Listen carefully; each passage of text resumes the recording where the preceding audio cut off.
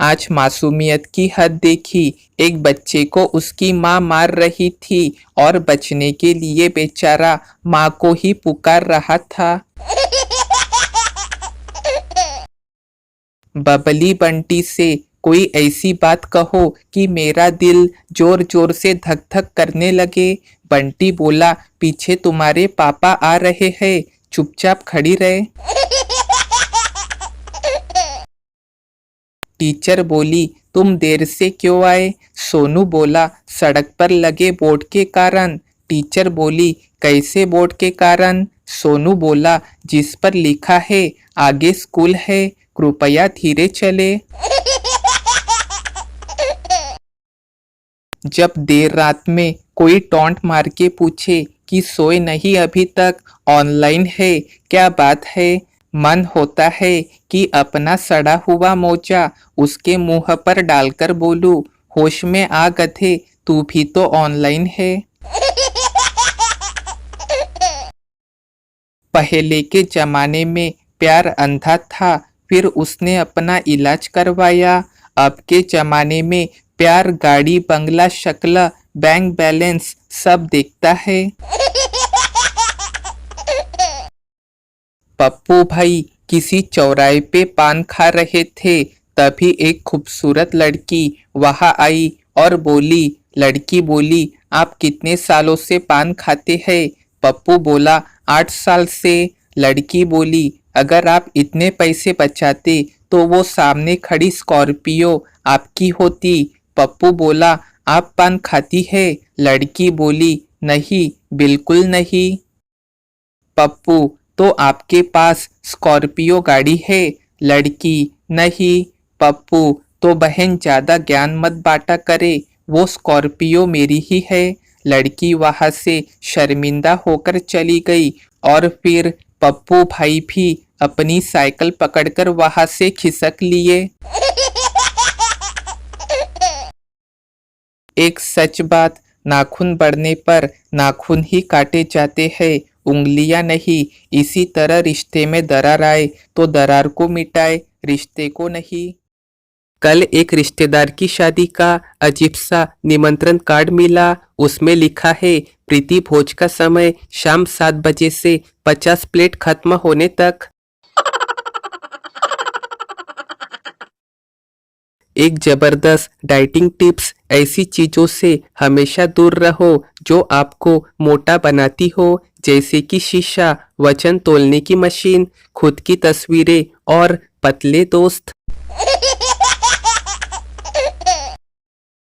शादी से पहले निकम्मा हो गया है, बीवी आएंगी तो सुधर जाएगा। शादी के बाद पहले तो हमारी सुनता भी था, अब तो चोरू का गुलाम बन गया है। सच में बड़ी आफत है लड़कों की जिंदगी। हमारे स्कूल टाइम में यह वायरस कहाँ मर गए थे। और तो और रात भर बरसने वाला पानी भी सुबह स्कूल टाइम में बंद हो जाता था।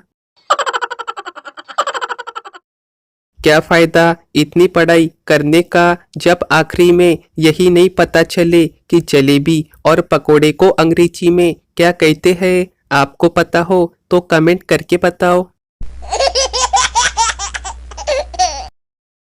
एक सेठ अपने नौकर को समझाते हुए बोला, देख सुरेश, मेरे पास कोई भी मिलने आता है तो मैं तुम्हें आवाज लगाऊंगा कि सुरेश शरबत लाओ, तो तुम आके कहोगे कि मालिक बादाम का लाओ, किशमिश का या काजू का। मेरे कहने का मतलब है, मैं जो भी चीज तुमसे मंगवाऊं, तुम मेहमानों के आगे एक चीज के 2-3 नाम लिया करो। जैसे मैं कहूँ सुरेश चाय लाओ तो तुम कहना मालिक चाय लाओ, कॉफी या दूध ही ले आओ। जैसे मैं कहूँ ठंडा लाओ तो तुम कहोगे मालिक पेप्सी लाओ, मिरिंडा या कोका कोला। मेरी बात अच्छी तरह समझ गए ना? सुरेश, समझ गया मालिक। एक बार सेठ के पास 4-5 बड़े सेठ व्यापार के सिलसिले में आए और अपने व्यापार के बारे में बातें कर रहे थे, तो उन सेठों ने कहा कि सेठ जी, आपके पिताजी के सामने भी बात हो जाए तो और भी अच्छा होता। सेठ ने कहा, ठीक है, मैं अभी बुला देता हूँ। सेठ ने तुरंत सुरेश को आवाज लगाई, सुरेश। सुरेश दौड़ के आया और बोला, जी मालिक, मालिक जरा मेरे पिताजी को बुला लाओ। सुरेश कुछ सोचकर बोला, मालिक कौन से पिताजी को बुलाऊं? दिल्ली वाले, पटना वाले या मुंबई वाले? सेठ जी बेहोश हो गए। एक सच बात, कितने खूबसूरत हुआ करते थे बचपन के वो दिन जिसमें दुश्मनी की जगह सिर्फ एक कट्टी हुआ करती थी और सिर्फ दो उंगलियां जुड़ने से दोस्ती फिर शुरू हो जाती थी। मैंने आज सुबह मम्मी को बोला कि मम्मी मुझे वो दो जिसका मैं हकदार हूँ। बस फिर क्या था, मम्मी ने भी एक जोरदार थप्पड़ जड़ दिया गाल पर।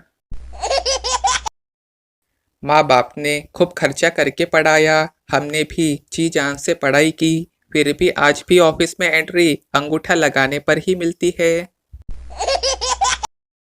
दोस्त बोला, भाई तू कल बड़ा दुखी था। मैं, हाँ यार, कल बीवी ने 5,000 की साड़ी ले आई। दोस्त, तो फिर आज खुश क्यों है? मैं, आज वो तेरी बीवी को दिखाने गई है। ये प्राइवेट स्कूलों ने इतनी लूट मचा रखी है कि जल्दी ही अगर इनका खुद का मोची, टेलर, धोबी और पेट्रोल पंप भी हो तो आप हैरान ना होना। सुबह सुबह आवाज आई, पप्पीतो ले लो, पप्पीतो, पप्पीतो ले लो, पप्पीतो। पति ने बाहर जाके देखा तो राजस्थानी छोरी पपीता बेच रही थी। उसकी पत्नी बोली, हो गई तसल्ली, मैं रोकती तो मुंह फुला लेते। वो बच्चे भी दर्द भरे स्टेटस डाल रहे हैं जो कुछ समय पहले तक टॉयलेट में बैठ के कहते थे, मम्मी आ जाओ, कर ली है। आओ मिलकर फेंकते हैं। मैंने बचपन में अगरबत्ती की रोशनी में पढ़ाई की है। अब आप सबकी बारी, चलो सब कमेंट करके बताओ। भीड़ में यदि मोबाइल और पत्नी दोनों खो जाए तो सबसे पहले आप किसे ढूंढेंगे? कृपया शादीशुदा पुरुष ईमानदारी पूर्वक जवाब दे। एक आदमी ने बहुत शराब पी ली। शराबी बोला, अगर मेरे हाथ में सरकार होती तो मैं देश की तकदीर बदल देता। शराबी की पत्नी बोली, अरे पहले अपना पायजामा तो बदल ले करम चले, सुबह से बेवड़े बन के मेरी सलवार पहन के घूम रहा है। एक आदमी को बहुत तेज गाड़ी चला के 20 लोगों को जान से मारने के इल्जाम में गिरफ्तार किया गया। उसके बाद उसे कोर्ट में जज के सामने पेश किया गया। जज बोला, पागल आदमी, तुमने 20 लोगों की जान कैसे ले ली? आदमी बोला, हुजूर मैं गाड़ी तेज जरूर चला रहा था, पर जब मैंने अचानक ब्रेक लगाया तो पता चला कि गाड़ी का ब्रेक ही फेल हो गया है। फिर जब मैंने सामने देखा तो एक तरफ 2 आदमी जा रहे थे और दूसरी तरफ एक पूरी बारात जा रही थी।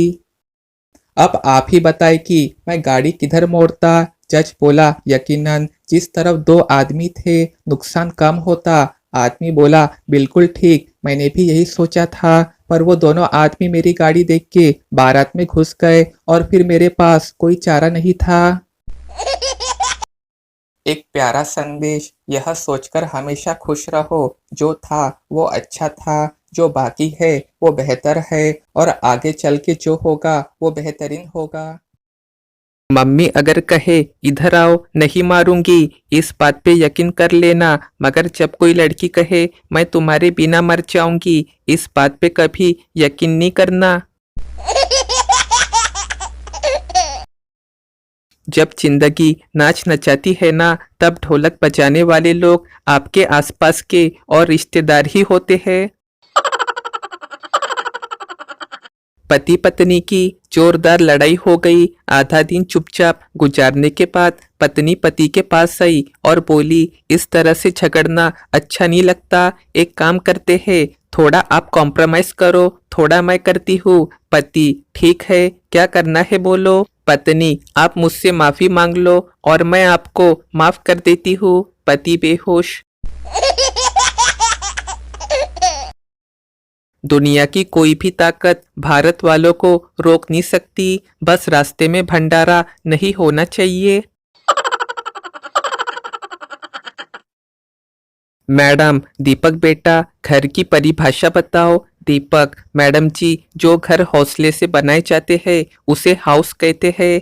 जिन घरों में हवन होते हैं उन्हें होम कहते हैं। जिन घरों में हवा ज़्यादा चलती है उन्हें हवेली कहते हैं। जिन घरों में दीवारों के भी कान होते हैं उन्हें मकान कहते हैं। और जिन घरों के लोन की किस्तें भरते भरते आदमी लेट जाता है उन्हें फ्लैट कहते हैं। और जिन घरों में ये भी नहीं पता होता कि बगल के घर में कौन रहता है उन्हें बंगला कहते हैं। अब मैडम ने स्कूल से संन्यास ले लिया है। किसी एक छोटे से गांव में एक बच्चा बिट्टू रहता था। उसके स्कूल के बच्चे उसको हमेशा उल्लू बोल के चिढ़ाते थे और उसकी क्लास टीचर उसकी बेवकूफियों से हमेशा बहुत परेशान रहती थी। एक दिन उसकी माँ उसका रिजल्ट जानने उसके स्कूल गई और टीचर से बिट्टू के बारे में पूछा। टीचर ने कहा कि अपने जीवन के 30 साल के कार्यकाल में उसने पहली बार ऐसा बेवकूफ लड़का देखा है। ये जीवन में कुछ नहीं कर पाएगा। यह सुन बिट्टू की माँ बहुत आहत हो गई और उसने शर्म के मारे वो गांव छोड़ के एक शहर में चली गई। बिट्टू को लेके 15 साल बाद जब उस टीचर को दिल की बीमारी हुई तो सबने उसे शहर के एक डॉक्टर का नाम सुझाया जो ओपन हार्ट सर्जरी करने में माहिर था। टीचर ने जाके सर्जरी करवाई और ऑपरेशन कामयाब ही रहा। जब वो बेहोशी से वापस आई और आँख खोली तो टीचर ने एक सुंदर और बलवान नौजवान डॉक्टर को अपने बेड के बगल खड़े होके मुस्कुराते हुए देखा। वो टीचर डॉक्टर को शुक्रिया बोलने ही वाली थी। अचानक उसका चेहरा नीला पड़ गया और जब तक डॉक्टर कुछ समझते वो टीचर मर गई। डॉक्टर अचंभे से देख रहे थे और समझने की कोशिश कर रहे थे कि आखिर हुआ क्या है। तभी वो पीछे मुड़े और देखा कि बिट्टू जो कि उसी अस्पताल में एक वार्ड बॉय था उसने वेंटिलेटर का प्लग हटा के अपने मोबाइल का चार्जर का प्लग लगा दिया था। अब अगर आप लोग ये सोच रहे थे कि बिट्टू डॉक्टर बन गया तो इसका मतलब है कि आप हिंदी, तमिल, तेलुगु फिल्में बहुत ज़्यादा देखते हैं। बिट्टू उल्लू था और उल्लू ही रहेगा। एक दुकानदार एक औरत को कपड़े दिखा दिखा के थक गया। आखिरी में अपने गुस्से पे काबू रखते हुए दुकानदार बोला, मुझे अफसोस है कि मैं आपको कोई कपड़ा पसंद नहीं करवा पाया। औरत बोली, कोई बात नहीं भैया, मैं तो वैसे भी सब्जी लेने निकली थी। दुकानदार बेहोश। एक सच बात, अच्छा बनना है तो अपने माँ बाप और अपने रब के नजरों में बनो। दुनिया वालों का क्या है, वो तो तेरे तरक्की में भी चलेंगे और तेरी नाकामी पे भी हंसेंगे।